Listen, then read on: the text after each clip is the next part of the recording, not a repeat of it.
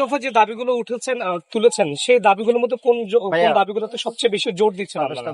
আমরা সব দাবিগুলোকে সমানভাবে জোর দিচ্ছি, কারণ আমাদের 6টা দাবি, আমাদের উপর জুলুম নির্যাতন যে করা হচ্ছে, যে আমাদেরকে টার্মিনেশন করা হলো, পানিশমেন্ট ট্রান্সফার দেওয়া হয়েছে, ওএসডি করা হয়েছে, এবং আমাদের ভাই বেরাদেরকে বিভিন্ন জায়গায় হেনস্থার শিকার হয়েছেন, শারীরিকভাবে লাঞ্ছনার শিকার হয়েছেন, এবং একটি সংঘবদ্ধ গোষ্ঠী দ্বারা একটি পরিকল্পিতভাবে তাদের সাজানো যে নীলনকশা, এটা বাস্তবায়ন করার জন্য চট্টগ্রাম ছেলেদেরকে আমাদের প্রিয় প্রতিষ্ঠান, যেখানে আমি 8 বছর 10 বছর ধরে চাকরি করতেছি, 7 বছর ধরে চাকরি করতেছে, ওখান থেকে বের করে দেওয়ার জন্য একটা সংঘবদ্ধ গোষ্ঠী এটা নীলনকশা বাস্তবায়ন করতেছে।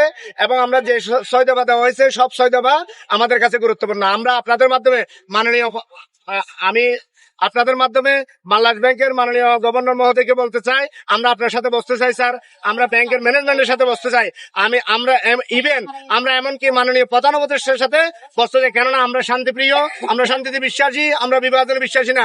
আমরা 24-এর যে গণ আন্দোলন, এই গণ আন্দোলনের শহীদ ওয়াসিম, মুগ্ধ, আবু সাইদ, ওদের রক্তের যে দাগ এখনো শুকায় নাই, কিন্তু আমরা চাই না দেশে আর কোন শহীদ ওয়াসিম মুগ্ধ জন্ম হোক, কারণ আমরা 24-এর স্বাধীনতা সার্বভৌমত্বে, দেশের স্বাধীনতা সার্বভৌমত্ব আমরা বিশ্বাস করি। আপনারা দেখবেন একটা খুবই গুরুত্বপূর্ণ বিষয়, এবং আপনারা আশ্চর্য হয়ে যাবেন, দেশে কি মানবাধিকার নেই? কেন আমাদের মানবাধিকার হরণ করা হচ্ছে? কেন আমাদের স্টপ অ্যাকাউন্ট কেন বন্ধ করা হলো? চাকরি করছি, আমাদের স্টপ অ্যাকাউন্ট বন্ধ করে দেওয়া হয়েছে, আমাদের সেলফিন বন্ধ করে দেওয়া হয়েছে, আমাদের এটিএম কার্ড বন্ধ করে দেওয়া হয়েছে, আমাদের ভাই বোনদের কেউ বাসা ভাড়া দিতে পারতেছে না, বাজার করতে পারতেছে না, এবং অনেকের মা বাবা অসুস্থ, তারা তাদের চিকিৎসার খরচ মেনটেন করতে পারতেছে না, এবং আমাদের অনেক ছেলে মেয়েরা স্কুলে পড়ে, তাদের বেতন দিতে পারতেছে না। এটা কেন হবে? আমরা তো চাই সাম্যের বাংলাদেশ চাই, আমরা বৈষম্যহীন বাংলাদেশ চাই। যে বৈষম্যহীন বাংলাদেশের এত কষ্ট করে আমি নিজেও বৈষম্য, আমিও জুলাই যুদ্ধ, আমিও জুলাই আন্দোলনের রাজপথে ছিলাম, আমার কাছে ডকুমেন্ট আছে। সুতরাং আমরা এই দেশে কোনো বিভাজন চাই না, কোনো হারাহানি চাই না, আমরা কোনো স্বৈরাচার চাই না।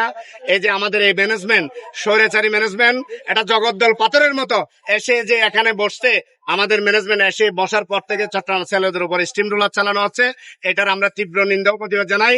আমরা মাননীয় প্রধান উপদেষ্টা মহোদয়, উপদেষ্টা মন্ডলীর সদস্যবৃন্দ, এবং অর্থ মন্ত্রণালয় থেকে শুরু করে অর্থ উপদেষ্টা মহোদয় এবং বাংলাদেশ ব্যাংক, আমাদের ম্যানেজমেন্ট থেকে শুরু করে আমাদের স্যারদের প্রতি আমাদের আকুল আবেদন, আমরা বিভাজন চাই না। আসার পরে 17-এর আগে এরকম কোন বিভাজন চাই না। আমরা আমাদের ফেরত যেতে চাই। আমরা রাজপথে কেন? আমরা ব্যাংকে থাকার কথা, আমরা রাজপথে আসতে হবে কেন?